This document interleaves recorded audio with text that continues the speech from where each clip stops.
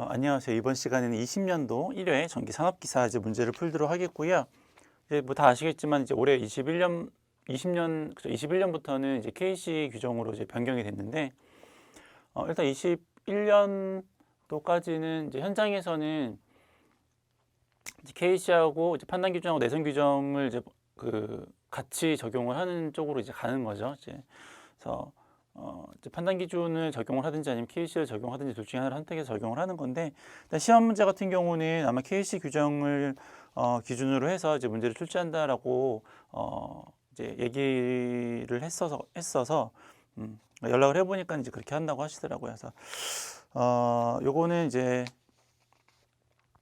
KC 규정에 맞춰서 이제 저희가 이제 이번엔 다 이제 개정을 한 거고, 그 중에서 이제 뭐 접지 문제 같은 경우들은 이제 뭐 다 이제 뺀 거죠. 뭐 일종 접지, 이종 접지 이런 거 다 없어진 거고, 이제 개통 접지나 이제 뭐 보호 접지, 그래서 인체에 이제 위해를 가하지 않도록 이제 하는 이제 보호 안전을 위한 이제 그런 접지나 이제 그런 쪽으로 이제 넘어간 거고, 그리고 이제 뭐 허용 전류 같은 경우, 이제 간선 허용 전류 같은 경우도 이제 50A 이제 이런 내용들이 다 없어진 거니까 그런 것들을 좀 이제 감안하셔가지고 이제 보시면 될 것 같고요. 그래서 올해는 아마 뭐 적용됐더라도 실제적으로 KC 관련된 문제들이 많이 나오거나 그러진 않을까 일단 예상은 하는데, 이제 1회 시험을 봐야지 알 수 있는 부분이어서 이제 아무래도 이제 보통 이제 문제를 이제 받고 그거를 이제 출제를 하려면 이제 검토나 이런 시간들이 필요한데, 올해는 좀 많이 촉박했던 것들이어서 아마 올해는 좀 덜 안 나오지 않을까, 좀 피해가지 않을까라는 생각은 하는데, 일단 1회 문제는 이제 출제가 돼봐야지 알 수는 있을 것 같아요.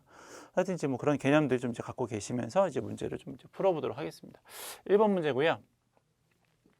이제 수변전 이죠. 그래서 뭐 여기 이렇게 이제 나와 있는데, 여기 있는 것들 다 뭐 이제 할 건 아니고 이제 필요한 부분만 선택해서 이제 문제를 푸는 거죠. 여기에서 이제 간단하게 설명할 것들은 일단은 뭐 이제 22.9 이제 3상 4선식에 대한 내용이고요. 이제 앞에 이제 달로기가 있는데, 달로기에 보니까는 FF라고 되어 있어요. 그렇죠? 이 FF가 뭐냐면, 이 F가 뭐냐면 프론트죠. 그래서 표면 네, 이제 달로기를 설치하는 게 이제 F고, 요거 말고 이제 B가 있죠. B 이렇게. B는 이제 백이어가지고 이면에다가 설치를 하는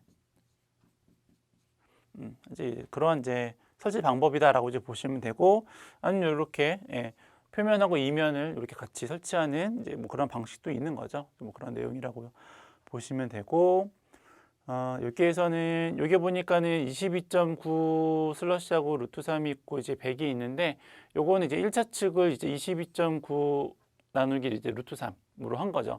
성간전압이 얘가 3상 4선식이니까는 성간전압은 이제 22.9고요. 상전압을 이제 그 루트 3으로 나눈 값이다라고 하는 거고, 이 뒤에 것도 110도 190 나누기 루트 3으로 표현을 해도 상관없죠. 이렇게. 성간전압은 이제 190이고 이제 상전압은 이제 110이다. 이제 뭐 그런 식으로 이제 표현을 할 수가 있는 부분이니까. 그래서 뭐 요건 이제 그렇게 보시면 되고, 요거랑 비슷한 게 여기 또 하나 나오죠. 그렇죠? 여기 나오는 것들은 단상인데, 변압기의 단상이죠. 얘는 3상이고, 얘는 단상 변압기 세대를 연결을 했기 때문에 Y델타 결선을 했기 때문에 요건 이제 3상 변압기고, 요건 이제 하나 쓴 거잖아요. 단상 변압기 하나 쓴 거니까 단상인데, 단상임에도 불구하고 저압 측 전압이 두 개가 나왔다라고 하는 거는 얘는 이제 단상 3선식에 대한 내용이다라고 그냥 이제 요 수변전을 보고 대충 이제 알 수 있겠다. 이제 그런 거죠. 그래서 전등부하에 공급하는 거는 이제 단상 3선식으로 이제 공급을 하는 거고. 그래서 뭐 그리고 이제 변압기 1차 측은 22.9고 뭐 2차는 3.3이고. 그렇죠? 요 정도. 그래서 나머지는 이제 문제를 풀면서 나머지 설명을 좀 해드리도록 할게요. 요거 이제 하나 더 보면 여기 SC라고 하는 건 전력용 콘덴서죠. 거기 DC라고 있는 건 이제 방전 코일이니까 콘덴서의 잔류 전하를 방전하기 위해서 뭐 설치하는 것. 뭐 이 정도 하면은 될 것 같네요. 그렇죠? 자, 문제를 한번 쭉 이제 풀어보도록 하겠습니다. 1번 문제.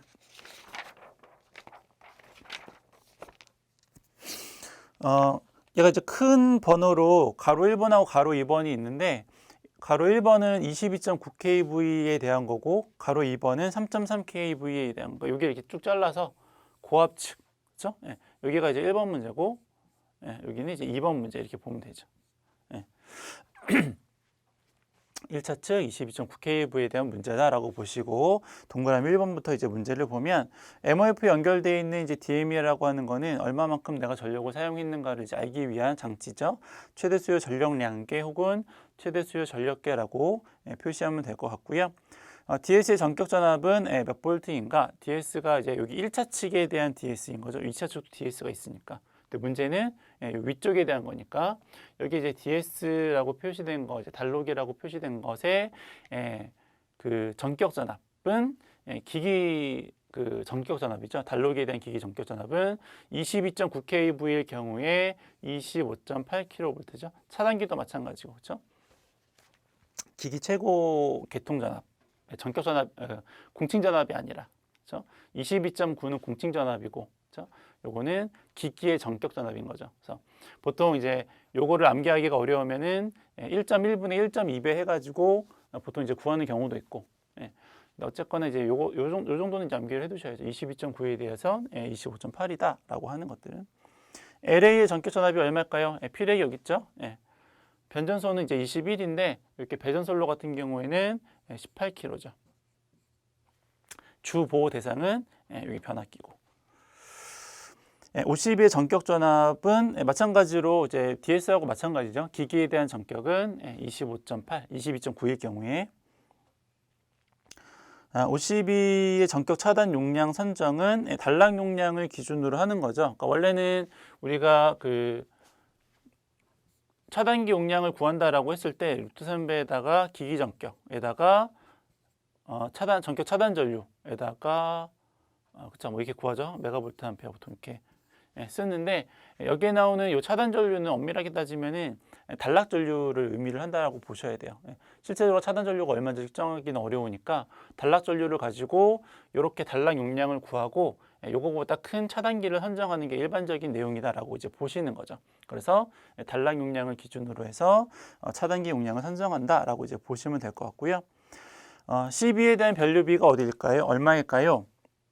CB는 CT, 여기도 CT가 있고 이제 여기도 CT가 있는데 어쨌든 지금 우리가 문제는 22.9kV에 대한 특고압측에 대한 이제 CT니까는 CT의 변류비는 어떻게 구할까요? CT 1차 측 전류, CT 1차 측 전류는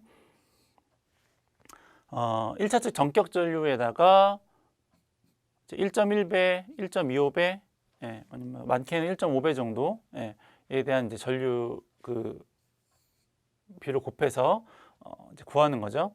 그래서 1차 측 전격 전류가 얼마냐면 변압기 용량은 500이고요. 그게 3개가 있죠. 그럼 5 곱하기 3에서 3상일 경우에는 이제 1500이 되는 거고 3상이니까 루트 3배에다가 전압은 22.9kV 이게 되는 거죠. 그래서 이게 원래 1차 측 전압인데 거기에다가 이제 1.25배를 하면 문제에서 1.25배 한다라고 했으니까 여유율을 1.25배를 준다라고 했으니까 1.25배를 주면 여기 CT 1차 측 전류값이 되는 거고 이게 얼마냐면 어디 갔어요? 6번이니까 47.27이 되는 거. 47.27A. 그렇죠? 근데 이제 요걸 가지고 CT를 선정을 하셔야 되는 거니까 그 앞쪽에 보면 표가 하나 있어요. 참고표에 보시면 CT 요거보다 이제 하나 요거랑 제일 비슷한 거. 요 47A랑 제일 가까이에 있는 전류값이 얼마냐면 50이죠. 그래서 1차 측은 50 CTB. 2차는 항상 5A로 일정하니까는 50대 5로 선정하면 되겠다라고 하는 겁니다. 그 다음 7번 DS에 표시된 FF는 이제 아까 말씀드렸다시피 단자의 접속 방법이 표면 접속이라고 하는 것을 의미를 하는 거고요. 8번 그림과 같은 결선에서 단선 변압기 2부식형 변압기 1차 측 중성점 접지는 하면 안 되죠. 이제 접지를 하면 고장 시 이제 건전상에 대한 그 전압이 루트 3배만큼 이제 증가를 하기 때문에 기기 소손이 발생할 수 있어서 1차 측에는 접지를 하지 않겠다라고 보시면 될 것 같고요. 9번은 52의 차단 용량이 1000MVA일 경우에 전격 차단 전류는 어떻게 될까요? 이렇게 구하니까 그렇죠? 차단기 용량 이렇게 구하니까 단락 용량 이렇게 구하니까 지금 문제가 요게 얼마만큼이 될까요? 그러니까는 나머지 다 이제 반대로 넘기면 되는 거죠. 그러면 IS는 루트 3의 VN의 PS 이렇게 되는 건데 요 전격 전압이 얼마라고 했었냐면 25.8 기기에 대한 전격이죠. 차단기에 대한 기기 전격이 25.8이고 그다음에 요거는 얼마라고 했냐면은 1000메가죠. 1000메가. 1000메가니까는 요게 킬로니까는 요것도 킬로로 바꾸면은 10의 3승 킬로 이렇게 바꾸면 되죠. 요게 어려우시면 이렇게 하는 게 방금 말씀드렸던 게 어려우면 다 풀면 돼요. 그냥 1000메가니까는 메가는 10의 6승이잖아요. 그렇죠? 루트 3에다가 곱하기 25.8에 곱하기 10의 3승 이렇게 해가지고 아예 그냥 다 단위를 풀어버리면은 이제 뭐 혼동할 일이 없으니까. 그래서 뭐 이렇게 하시든지 이렇게 하시든지. 그래서 계산기를 누르면 22,377.92 22,377.92 이렇게 계산기 이제 여러분들이 눌러보시면 되는 거니까 이렇게 해서 풀면 됩니다. 그래서 이제 요 1번 대한 문제는 풀었죠. 두 번째 괄호 2번에 대한 겁니다. 이제 아까 말씀드렸다시피 고압측 여기에 대한 이제 문제입니다.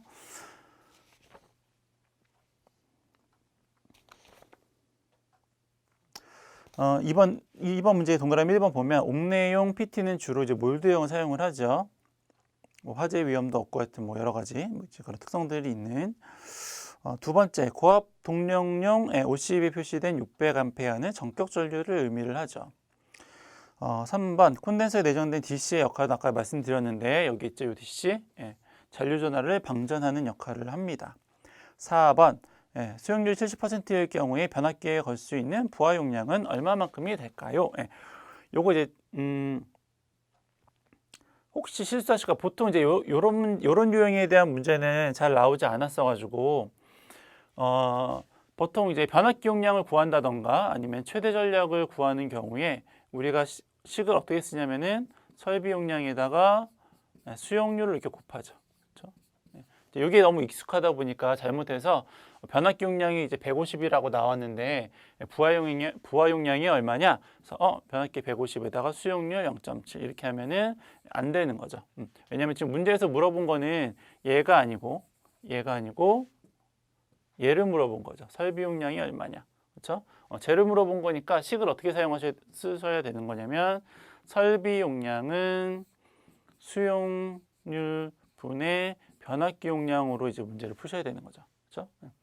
그래서 계속 이제 수용률 곱하는 것만 하시다 보면 그냥 뭐 별 생각 없이 변압기 용량에다 수용률을 곱해버릴 수도 있으니까 그거 주의하라고 이제 말씀을 드린 거고, 그럼 변압기는 단상 150이라고 했으니까는 150에다가 수용률 0.7을 하면 설비 용량이 나오겠죠.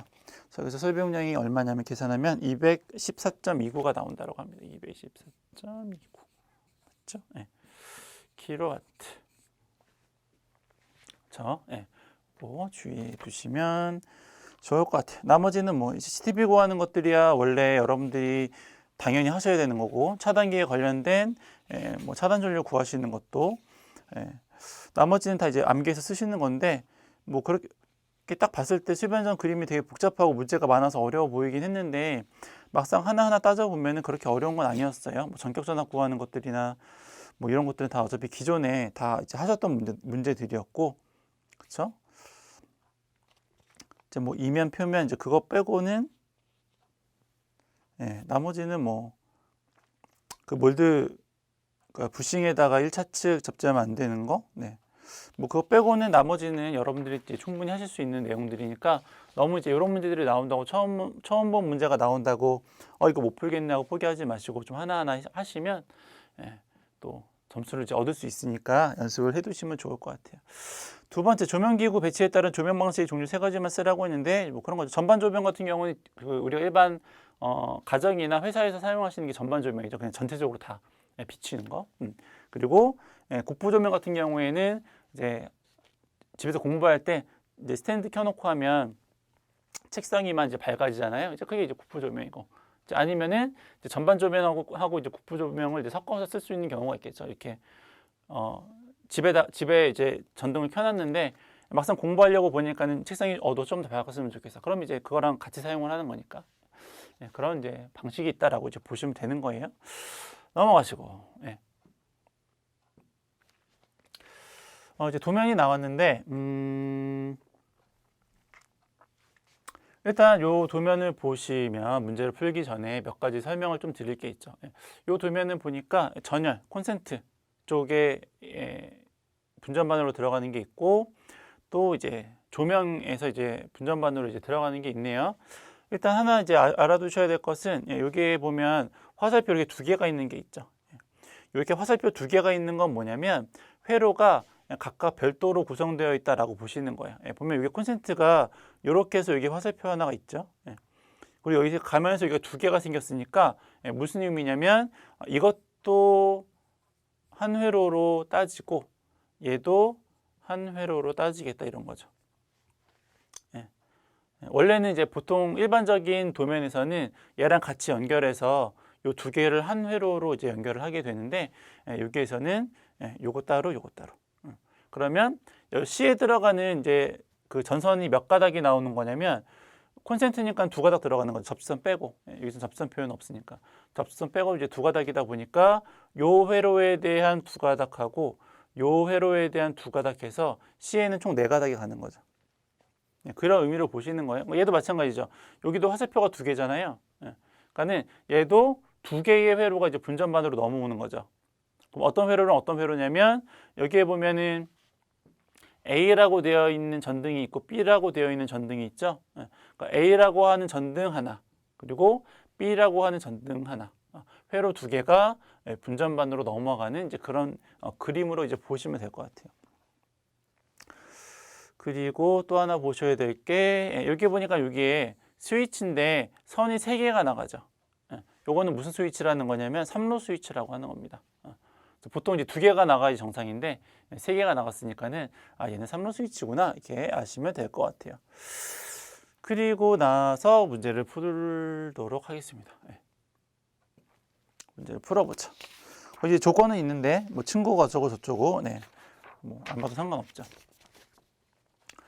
이제 문제를 보면 1번부터 전등과 전열을 사용하는 거는 이제 2.5mS/짜리 사용하시는 거고 두 번째 A와 B에 배선된 전선수가 모두 몇 번인가 그 접지 도체는 이제 제외한다라고 했어요.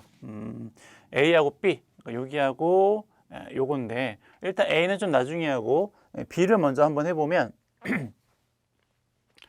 어쨌거나 요 A 전등을 점등하기 위한 전선이 두 개가 들어가야 되죠. 뭐 이렇게 생겼으니까 이렇게 가다 보면은 그 제일 간단한 회로로 따지면 그렇죠? 그렇죠? 이제 가서 스위치 딸깍 또 전원으로 가야 되니까 쉽게 플러스 마이너스 치면 어쨌든 전등을 구성하기 위해서는 선이 두 개가 필요하니까 A라고 하는 전등을 점등하기 위한 전선이 두 개가 필요하고 또 아까 뭐라고 말씀드렸냐면 얘는 A와 B가 단독으로 회로가 이제 구성이 되어야 하는 거니까 요 B에 해당하는 요 두 가닥선도 일로 지나가야죠. 그렇죠?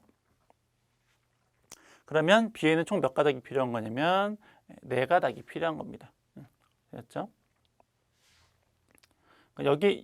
여기는 다 이제 전선관이 연결되는 거죠. 그렇죠? 이렇게 전선관이 이렇게 연결되어 있는 거니까. 그렇죠? 전선관의 전선이 이제 몇 가닥 들어가느냐 이제 그거잖아요. 그래서 요거는 뭐 별다른 건 아니었고 요 다음 거가 조금 문제인데. 요 A에 들어가는 요 부분에 해당하는 전선이 몇 가닥일까요? 이제 물어보는 거죠. 일단 요거 아까 제가 3로 스위치라고 말씀드렸죠. 양쪽에서 전등을 전멸할 수 있도록 3로 스위치를 이제 쓴 건데 3로 스위치 같은 경우에 이제 모양이 어떻게 생겼냐면 이렇게 생겼죠. 3로 스위치, 3로 스위치. 이렇게 해가지고 그렇죠? 여기 3로 스위치고 전등은 이제 이렇게 해가지고 여기에 뭐 이렇게 연결해가지고 이렇게 쭉 하겠죠. 이게 이제 3로 스위치가 되겠네요. 그렇죠? 그래서 요 3로 스위치의 전등을 이제 연결을 하게 되면 보통 일반적으로 그 지나가는 관에는 이렇게 세 가닥이 이제 지나가게 돼요. 그렇죠? 예. 3로 스위치끼리 연결하는 선 두 개랑 그다음에 이제 전원 쪽으로 빠져나가는 선 이렇게 세 개가 필요한데 얘는 지금 보니까 전등이 이제 병렬로 연결되어 있죠. 예. 그래서 병렬로 연결을 해야죠. 이렇게.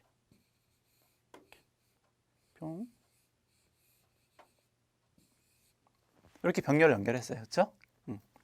아직까지는 변화는 없고 그게 이제 이 부분이고 노란색 부분이고 근데 요 노란색 부분 말고 이쪽 반대쪽에 이쪽 편에도 지금 이제 전등이 다 병렬로 연결되다 보니까 그렇죠? 병렬로 연결을 더 해야 되는 거예요. 예를 들어서 여기에다가 또 이렇게 연결을 해야 되는 건데 이렇게 연결을 해야 되는 건데 얘가 지금 이쪽에 연결되어 있는 게 아니라 이쪽으로 연결되어 있으니까는 이 선을 이쪽으로 빼내야죠. 그렇죠? 이 선을 이쪽으로 빼내는 거예요. 그래서 얘를 이렇게 빼야죠. 그래서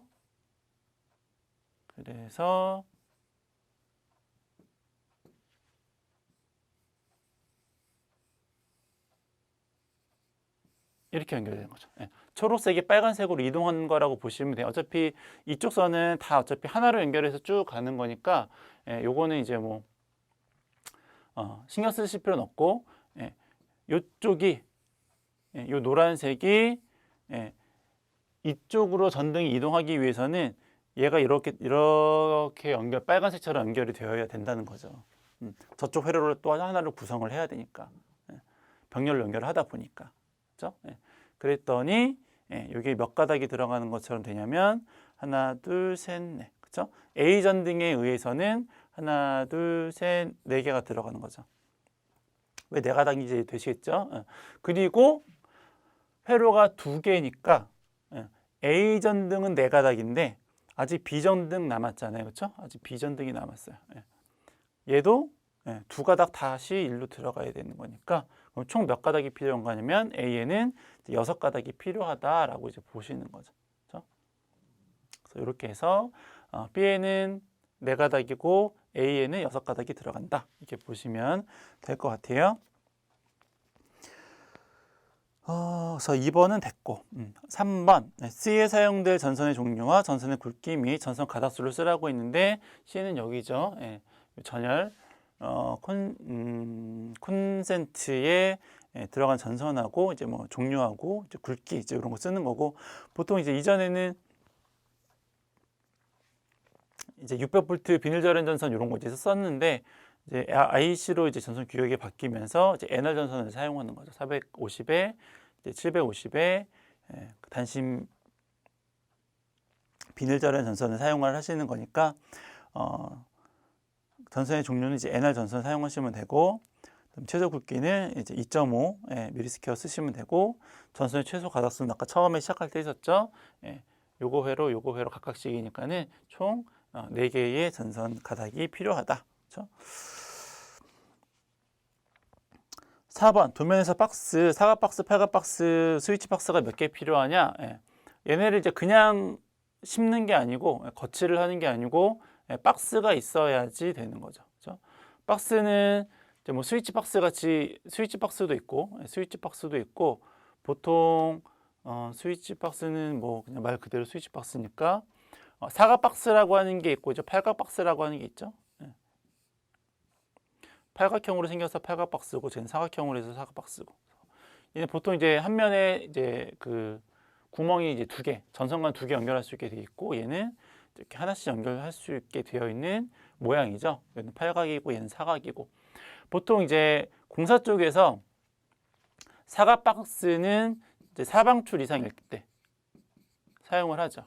그래서 이렇게 내부분으로 이제 이런 식으로 여기 이제 겹쳐져 있는 부분은 아니긴 하지만 어쨌거나 이렇게 네 부분으로 사방으로 빠져나가는 쪽에는 사각 박스를 쓰고, 이제 그렇지 않은 경우에는 이제 팔각 박스를 보통 사용한다. 이제 뭐 그냥 혹시 견적 문제도 이제 기사 쪽에서 나왔어가지고 혹시 몰라서 이제 그냥 설명을 드린 거고, 얘는 그냥 무시하시고 뭐 그런 것도 있다라고 들어는 봤다라고 생각을 해 두시고요. 여기서는 이제 그런 박스 종류의 구분 없이 박스가 어디 들어가냐라고 하는 거죠. 뭐 콘센트 같은 경우를 그냥 콘센트를 바로 설치할 수 있는 게 아니니까, 그렇죠? 공간을 만들어야 되는 거잖아요. 그 공간이 이제 박스라고 보시면 되고, 여기 하나, 여기 하나, 여기 하나, 여기 하나, 여기 하나, 여기에 이제 박스가 들어가는 거죠. 스위치는 스위치 박스 들어가고, 여기에는 뭐 콘크리트 박스나 아울렛 박스나 뭐 같은 쓰시면 되고, 걔가 사각이든지 팔각이든지, 팔각은 안 쓰는구나. 보통 사각을 쓰죠. 여기도 이제 뭐 팔각이나 뭐 이제 사각 쓰시면 되는 거고. 총 몇 개가 필요한 거냐면 하나, 둘, 셋, 넷, 다, 여, 일곱, 여덟, 아홉, 열, 11개. 박스가 총 11개가 필요하다. 요거 빼고.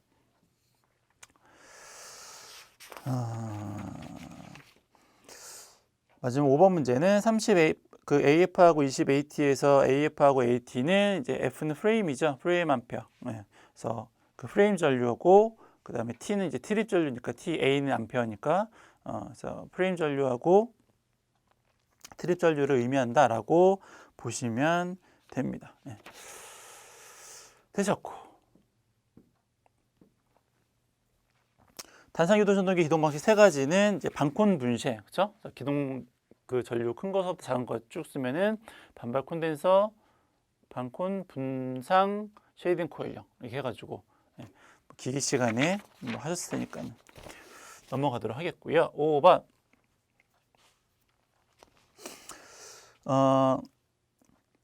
수전단 전압을 6,000 이상으로 유지하기 위해서 걸 수 있는 부하가 이제 얼마냐 이렇게 물어봤는데, 여기서는 식을 어떤 식을 쓸 거냐면 전압 강화에 대한 식을 쓸 거예요. 전압 강화에 대한 식. 송전단에서 수전단 전압은 3상일 경우에 루트 3의 i의 아래 코사인 세타 플러스 리액턴스의 사인 세타.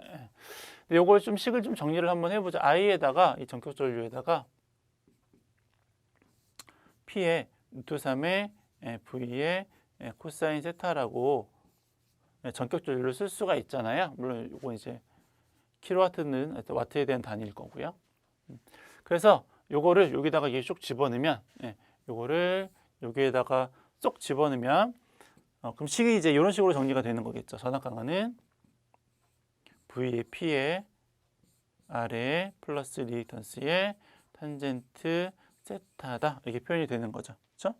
왜냐면 이제 여기 루트 3하고 루트 3은 이제 나눠줄 거고, 그럼 이제 V분의 P가 남는 거고, 코사인이 이제 분모로 들어가는 거니까 요거랑 요거랑 없어지고, 여기 이제 코사인이 들어가면 코사인 분의 사인은 탄젠트니까는 식이 이제 이렇게 정리가 되는 거죠. 그렇죠? 그 경우에 이제 문제에서 뭘 물어본 거냐면 이 수전단 전압을 요거를 6,000으로 하기 위한, 얘를 6,000으로 하기 위한 요 P 값이 얼마일까요? 이제 이렇게 물어본 거기 때문에 따라서 식을 이제 이렇게 정리할 수 있겠네요. 따라서 P는 전력은 뒤집어서 넘어가는 거니까는 전압 강화에다가 V에다가 아래 플러스 리액턴스의 탄젠트 세타 이렇게 쓰는 거죠. 요건 이제 6,000이라고 했고, 요 전압 강화는 얼마냐면은 원래 보내는 쪽이 6,600이라고 했죠. 그래서 6,600 마이너스 6,000. 그렇죠? 그 저항은 얼마냐면 저항은 6, 리액턴스는 8. 그렇죠? 그리고 탄젠트는 이제 코사인 분의 사인이라고 했는데, 코사인 역률이 얼마냐면 0.8이니까 0.8분의 0.6 이렇게 해서 문제를 풀면 되겠다. 그렇죠? 그래서 계산기를 그리고 단위가 이거 항상 좀 주의를 좀 해주세요. 단위가 킬로와트니까는 여기다가 10에 마이너스 3승을 하셔야죠. 얘는 그냥 볼트니까. 얘는 그냥 볼트죠. 그냥 볼트니까 요거를 이제 킬로와트로 바꾸려면 10의 마이너스 3승을 하셔야죠. 그래서 오히려 이제 이렇게 뭐식 대입하는 것들은 오히려 이제 잘 하시는데 나중에 최종적으로는 이런 것 때문에 실수해서 점수가 안 나오는 경우들이 좀 있어요. 그래서 그 시험 공부 준비하실 때에는 이런 것들 실수하지 않도록 꼭꼭 단위를 꼼꼼하게 체크를 해두시면 좋을 것 같습니다. 넘어가겠고요. 6번은 이제 이도에 대한 문제네요. 뭐 전략 시간에도 많이 하셨고 뭐 실기 시험에서도 이제 가끔 나왔었던 문제들이니까 이제 문제는 뭐 그냥 바로 풀면 되겠죠. 뭐 1번. 일단 문제가 경관 200인 가공 전솔로가 있어요. 그리고 무게는 2kg고 풍압하중은 이제 고려하지 않겠고요. 인장 강도는 4,000. 그리고 이제 안전율이 이제 2.2일 경우에 2도를 구하십시오라고 했죠. 2도 이제 보통 dB니까 d라고 표현을 하고 8t에 w에 s의 제곱. 그렇죠? 전선의 무게, 경관, 그다음에 인장 강도. 그래서 여기 전선의 무게는 얼마라고 했냐면 전선 1m당 무게가 2kg라고 했죠. 그럼 2. 경관은 200이라고 했으니까는 200의 제곱. 그리고 인장 강도가 400이라고 했으니까는 400 나누기 2.2. 그렇죠? 그럼 이제 장력이 나올 테니까. 그렇게 해서 계산을 해봤더니 2도가 얼마가 나왔냐면 5.5가 나왔대요. 5.5m. 그렇죠? 2도를 모르시고 실기로 넘어오신 분은 안 계시겠죠? 해설에 이제 2도 나와 있으니까 전선이 이제 얼마 정도가 늘려서 설치하느냐 뭐 그런 거니까는. 어쨌거나 이제 얘는 5.5가 나왔고, 두 번째. 전선의 실제 길이는 어떻게 될까요? 그렇죠? 실제 길이는 어떻게 될까요? 실제 길이는 어떻게 구하세요? 이제 보통 L이라고 표현을 하면 경관에다가, 그렇죠? 여기에 이제 얼마만큼 이제 더 이제 길이가 이제 추가가 되는 거냐면 3S 분의 8D 자승만큼, 그렇죠? 그래서 이제 경관은 우리가 앞에서 5.5m라고 했고, 그렇죠? 5.5m라고 했고 5.5의 제곱을 하면 되고 경관은 200이고 여기 경관도 200이니까 요거 이제 계산기로 눌러서 계산을 하시면 될 것 같아요. 이게 얼마인가 봤더니 200.4래요. 200.4.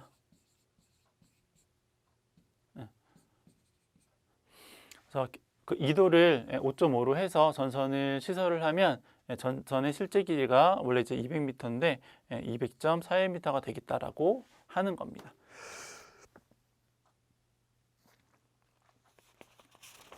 넘어가시고 7번. 분기 회로수를 어떻게 하면 될까요? 원래 이제 요게 요번에 조금 바뀐 부분이긴 한데 보통 그 한 회로 용량에 대해서 내선 규정에서 보통 15A 기준으로 이제 일반적으로 계산을 했었는데 요번에 KC로 바뀌면서 이제 16A로 좀 전류가 변경이 됐어요. 그래서 그 새로 이제 21년도판 교재를 이제 갖고 계신 분들은 저희가 이제 풀이 과정을 다 이제 15에서 16으로 바꿨어요. 어차피 뭐 계산기 누르면 이제 되는 거니까는 뭐 또 이제 문제 조건에서 20으로 주어질 때도 있고 뭐 30으로 주어질 때도 있고 해가지고 뭐 크게 뭐 의미는 없을 수 있지만 어쨌거나 16으로 바뀌었다라는 거를 이제 책에다가 이제 그렇게 표현을 해드렸고요. 뭐 크게 뭐 문제될 건 없고 보통은 이제 책에서 얘가 몇 암페어 분기 회로다라는 게 주어지는 경우들이 훨씬 더 많아서 그걸 기준으로 이제 분기 회로를 구하시면 되는데 분기 회로는 이제 다 아시겠지만은 총 설비 용량에다가 그렇죠? 총 설비 용량에다가 한 회로에 대한 용량으로 나누면 걔가 이제 분기 회로수가 되는 거죠. 그렇죠? 뭐 앞에서도 이제 많이 보셨을 테니까는. 그래서 우리가 이 문제를 풀기 위해서는 전체 부하 용량이 얼마인지를 보셔야 되는데 부하가 종류가 두 개가 있어요. 전등하고 전열용 부하가 있고 그리고 이제 에어컨 부하가 있는데 만약에 얘를 같은 분기 회로로 사용을 하면은 전체를 합산을 해야 되는데 설비 용량을. 근데 얘는 보니까는 전등하고 전열은 20A 분기 회로로 하고 에어컨은 30A 분기 회로로 한다고 했으니까는 따로따로 이제 그 설비 용량을 계산을 좀 해주셔야 되세요. 그래서 먼저 20A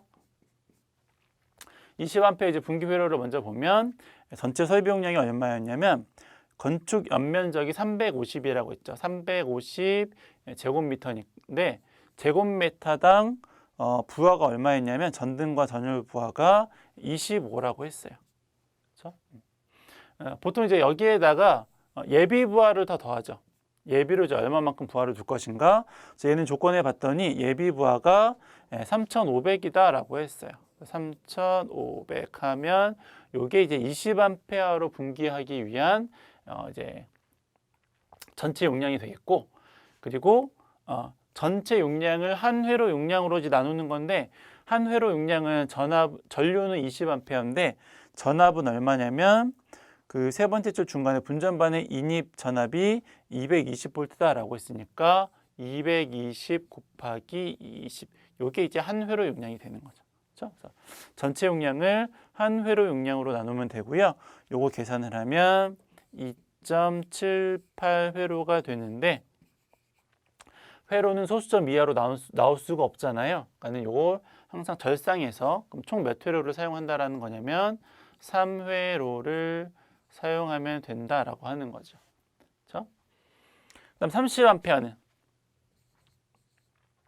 30A는 이제 에어컨인데 에어컨의 부하가 얼마냐면 2,500인데 두 대래요. 그러니까 전체 용량은 2,500 곱하기 2, 5,000이 전체 용량이 될 거고 한 회로 용량은 전압은 똑같을 테니까 220 그리고 30A 분기 회로를 할 거니까 이게 이제 에어컨 회로에 대한 한 회로 용량이 되겠고 요거를 계산기로 누르시면 0.76 회로가 나와서 마찬가지로 소수점 이하는 절상하셔야 되는 거니까 한 회로로 구성하면 된다라고 하는 겁니다. 그렇죠? 20A 분기 3회로에 30A 분기 1회로로 구성하면 되고요.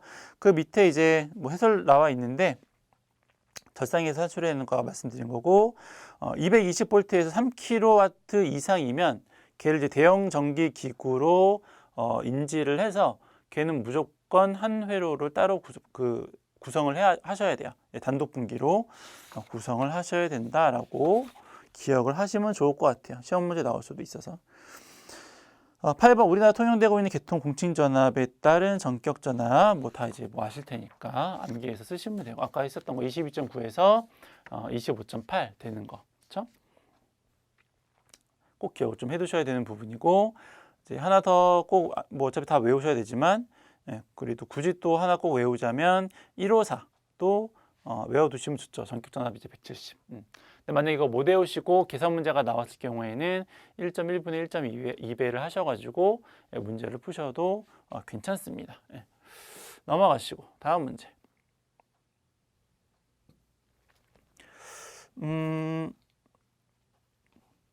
삼성 유도순동기 Y델타 기동법인데 Y델타 기동법은 뭐 기기 시간에도 이제 여러 번 하셨고 실기에서도 종종 나오는 문제들이니까 꼭 기억을 좀 해두시면 좋겠고 뭐 개념은 이런 거 있죠. Y델타 기동이니까 Y델타 Y로 기동을 하고 그렇죠? 델타로 이제 운전을 하는 이렇게 델타로 Y로 이제 기동을 하게 되면 어떤 점이 좋은가라고 봤더니 이제 Y로 기동을 하게 되면 이게 이제 전동기에 이제 권선이 있는데 선간에 걸리는 전압보다 이 권선에 걸리는 전압이 이제 루트 3배만큼 줄는 거죠. 그래서 기동 시의 전압이 루트 3분의 1배만큼 줄죠. 그렇죠? 전압이 루트 3배만큼 줄면 토크는 이 기동 토크는 전압의 자승에 비례하니까 그렇죠? 전압의 제곱에 비례하니까 토크는 3분의 1배만큼 줄겠네요. 전압이 이제 3분의 1배만큼 주는 거는 좋은데 그러니까 우리가 왜 Y 델타 기동을 왜 사용하냐면 전전압으로 기동을 했을 경우에 이제 기동 전류가 과하게 흘러서 기계한테 좋지 못한 영향을 끼치니까 그래서 이제 전압을 떨어뜨려서 기동 전류를 줄이겠다라고 이제 하는 거거든요. 그래서 어쨌거나 이제 전압을 줄였더니 전압을 줄여가지고 기동 전류가 준 것까지는 좋은데 토크도 이제 줄죠. 3분의 1배만큼. 기동 전류는 Y로 기동했을 경우에는 루트 3배만큼 전압이 감소하고 델타로 운전했을 경우에는 오히려 루트 3배만큼 전류가 커지니까 전체적으로 따지면 전류값이 기동 전류값이 3분의 1배만큼 감소하죠. 그래서 이것 때문에 쓰는 거예요. 전류. 기동 전류를 3분의 1배만큼 줄이려고. 그걸 이제 유도 정리하는 식은 책에 해설에 나와 있으니까는 말로 이제 설명을 드렸던 거고. 그래서 어쨌거나 기동 전류는 3분의 1배만큼, 토크도 3분의 1배만큼 전압이 루트 3분의 1배만큼 감소해서 운전되는 게 Y 델타 기동 운전이다라고 이제 보시면 될 것 같고요. 여기 그림에서 보시면 여기가 이제 델타 부분이죠. 두 개를 하나로 묶었으니까 그렇죠? 이렇게 여기를 이렇게, 그렇죠? 요거랑 요거랑 이렇게 묶은 거잖아요. 델타 결선은 두 상을 이제 하나로 묶는 게 델타 결선이니까, 그렇죠? 그래서 여기는 델타 D라고 써 있네요. 그러면 여기가 Y겠죠, 이렇게. Y 모양이죠. 선 세 개를 하나로 묶은 거니까 스타라고 써 있죠. Y 결선. 요거는 이제 메인 전원을 투입하기 위한 MC가 될 겁니다. 이게 메인 MC죠. 얘가 투입이 되어 있지 않으면 이쪽 아무리 투입해도 상관없어요. 전원이 들어올 수 없으니까 기동을 할 수가 없겠죠. 운전할 수도 없고. 보통 이제 우리는 이렇게 스타로 이제 요거를 이제 기동이라고 하고 델타라고 하는 것을 이제 운전이라고 이제 표현을 합니다. 그걸 갖고 이제 문제를 풀어 보시면 되는데 1번 문제 보시면 전자계폐기 접점의 온오프 상태, 접속 상태를 이제 쓰십시오라고 했는데 메인은 일단 계속 온 되어 있어야 되죠. 그렇죠? 얘는 계속 온 되어 있어야 돼요. M은 계속 온이 되어 있어야 돼요. 안 그러면은 이쪽 Y 델타를 할 수가 없으니까. 그렇죠? D는 아까 말씀드렸지만 기동 시에는 동작하면 안 되죠. 운전 시에만 동작을 하는 거죠.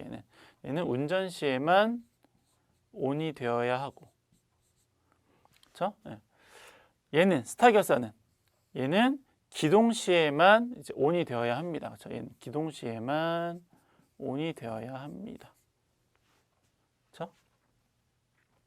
그래서 표에다가 이제 이렇게 쓰시면 되죠. 메인은 둘 다 온, 그리고 델타는 운전할 때에만 온이고 Y는 기동할 때에만 온이다라고 이제 쓰시면 되고, 기동 시에는 이제 말씀드린 대로 Y 결선이고 운전 중에는 델타 결선이고.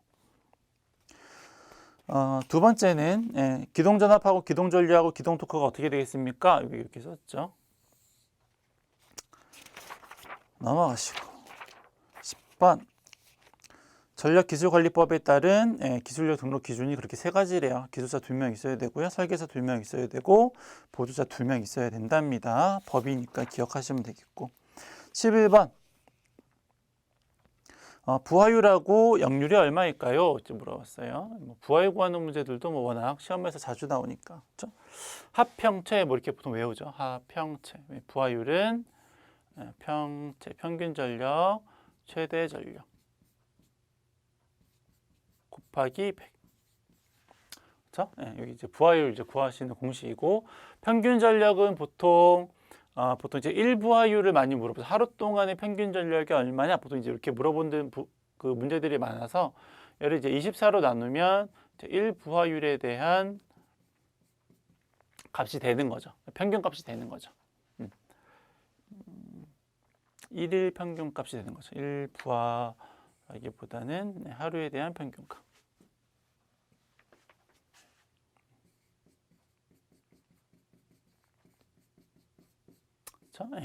이렇게 되는 거고. 그래서 이제 문제를 한번 풀어보면 여기다 이제 대입을 해서 풀면 되는데, 평균 전력이 있는가 봤더니 평균 전력은 없고요.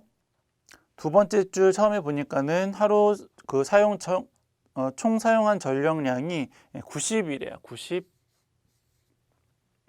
그러니까 하루 1일 평균이니까 얘를 몇으로 나눌 수 있는 거냐면 24로 나눠야죠. 그래야지 평균 전력 값이 나올 테니까.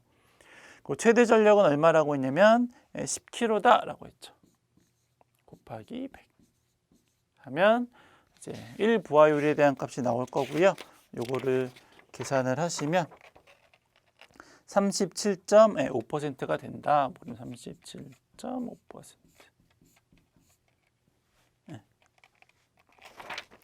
다음 최대 전력일 때의 역률은 어떻게 될까요? 역률 구하는 것도 워낙 많이 나오니까 그렇죠? 코사인 세타는 피상 전력에다가 유효 전력 이렇게 되는 거죠. 곱하기 100 하면 퍼센트로 나오는 거고. 근데 문제에서 최대 전력이 발생했을 경우니까는 요 유효 전력은 10이 되겠네요. 그렇죠?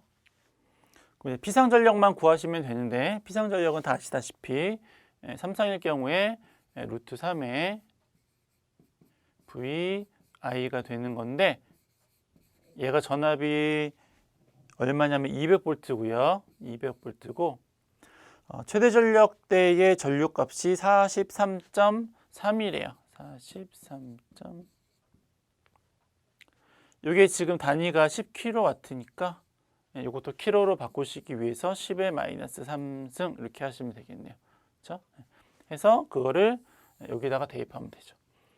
그렇게 계산을 하시면 66.67이 나온답니다. 66.67%.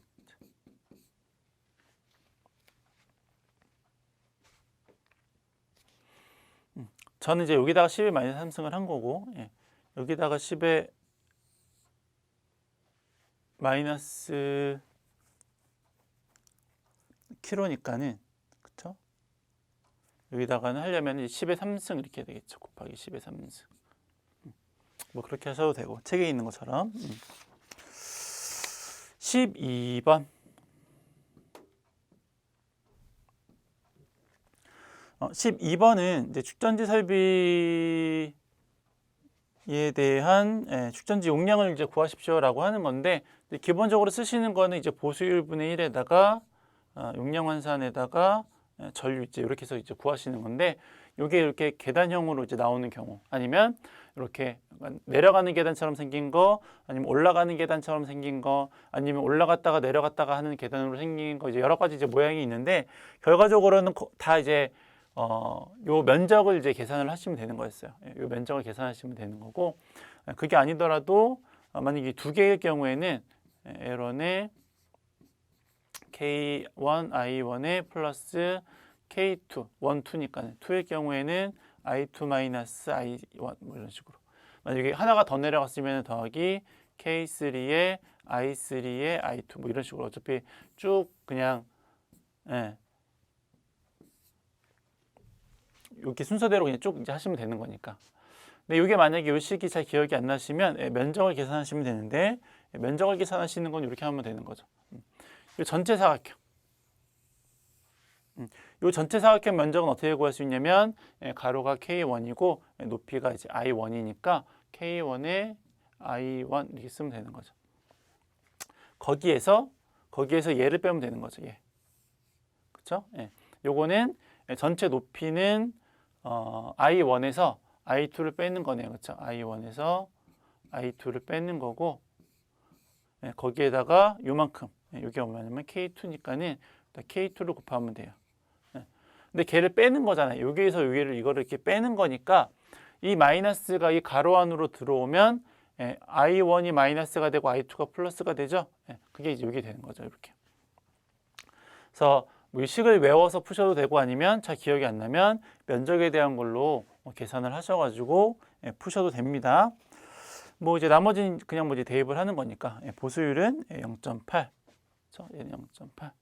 옛날에는 이제 보통 안 나오고 이제 0.8 대입하는 경우도 있었는데 최근에는 뭐 보수율 이런 조건들은 거의 다 이제 주는 편이니까 K1은 얼마였냐면 1.15. 전류값은 60. K2는 0.191. 91이죠? 0.91. 그렇죠? 그리고 요거는 50이고 요거는 60이고 해가지고 푸시면 되는 거죠.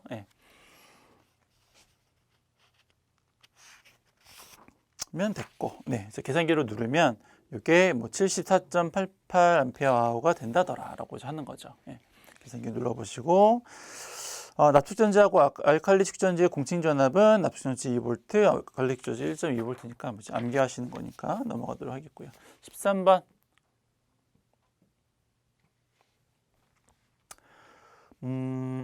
변압기 용량 얼마게요? 변압기 용량은 설비 용량에다가 수용률 곱하시고 역률, 부등률이 있으면은 이제 부등률. 그쵸? 이렇게 계산하시는 거고, 이게 이제 합성 최대 전력이 되는 거죠. 그래서 변압기 뭐 용량 구하는 거에 다 이제 저걸로 구하시는 거니까. 그래서 한번 구해 보면 얘는 수용률이 안 나오고요. 각각 최대 전력이 나왔으니까는 요 전체 곱한 값이 그냥 나온 거죠. 그럼 해보면 200에다가 300에다가 800에다가 1200, 2500. 그렇죠? 그리고 역률은 1이고요. 부등률은 1.14. 이렇게 해서 이제 계산기 누르시면 되는 거니까. 요거 이제 단위가 얘가 와트거든요. 문제에서는 kVA로 이제 물어봤으니까 요거를 10에 마이너스 3승 해가지고 단위를 이제 킬로로 바꾸셔야 돼요. 아까도 말씀드렸다시피 단위 환산 항상 좀 잘 보셔야 돼요. 까먹지 마시고 하시면 4.39가 나오니까 그 조건에 단 해가지고 쭉 읽어보시면 변압기 표준 용량이 5, 7.5, 10, 15, 20을 한다라고 했으니까 4.39면 5짜리를 이제 선정을 하시면 되는 거죠. 14번 접지 목적은 이제 뭐 암기하시면 되겠고요. 15번은 삼상 델타 결선 비접지죠. 6.6 계통일 경우에 지락사고 지락보호에 대해서 답하십시오. 지락보호에 사용하는 변성기 및 계전기. 변성기는 우리가 GPT 쓰죠. 접지형 계기용 변성기를 쓰고, 계전기 같은 경우에는 ZCT를 쓰는 거죠. 영상 전압을 검출하기 위해서 GPT를 쓰고, 영상 전류를 검출하기 위해서는 ZCT를 쓰고, 그렇죠? 그래서 뭐 ZCT 같은 경우에는 이렇게 선 3개를 이렇게 해가지고 이렇게 연결하는 게 ZCT죠. 빨간색이 나왔어. GPT는 이런 거죠. 삼상 이제 델타 결선 비접지니까 전압은 6.6kg고요. 그 경우에 GPT 연결하고 지우고 다시 할게요. 밑에까지 그려야 돼서 이렇게 3개가 있고, GPT 이제 어떻게 연결하냐면 Y결선 해가지고 선 이제 연결하고, 얘는 접지를 하고, 여기에다 이제 오픈 델타를 연결하는 거죠. 이렇게 오픈 델타. 여기다가 이제 영상변 이렇게 이제 연결하는 게 GPT에 대한 내용이죠. 그렇죠? 얘가 1차 측이 이제 6.6kg라고 하면, 그러면 요거는 선간에 걸리는 게 6.6이니까 그럼 요거 한 상에 걸리는 전압은 6.6 나누기 이제 루트 3이 되는 거고, 그렇죠? 변압기 2차 측은 항상 110인데 요 델타 결선에 걸리는 전압, 정상 상태에서 걸리는 전압은 이제 110V 이제 루트 3이 되는 거죠. 그리고 정상 상태에서는 전압계에는 0V가 측정이 되겠죠. 고장이 안 났으니까. 만약에 일선지락 고장이 만약에 발생했다, 그러면 여기에는 이거 곱하기 3배. 영상 전압은 정상일 경우에 3배니까는 3배 곱하면은 190V 정도가 여기에서 측정이 된다. 뭐 이런 게 이제 기본적인 GPT에 대한 내용인 거죠. 그래서 뭐 영상 전압을 얻기 위해서 단상 PT 세대를 사용하는 경우의 접속 방법은 이렇게 연결하는 거죠. 1차 측에는 Y로 해서 접지하고 2차 측은 오픈 델타로 연결을 한다. 그 내용이 말로 쓰여져 있는 거니까 16번은 이제 관등회로 배선할 때 요거 KC 규격에 대한 내용이세요. 이거 이제 새로운 내용이니까는 기억을 이렇게 암기를 해주시면 됩니다. 관등회로에 대한 배선. 그래서 2010년 1회 전기산업기사 문제를 모두 풀어보았습니다. 수고하셨습니다.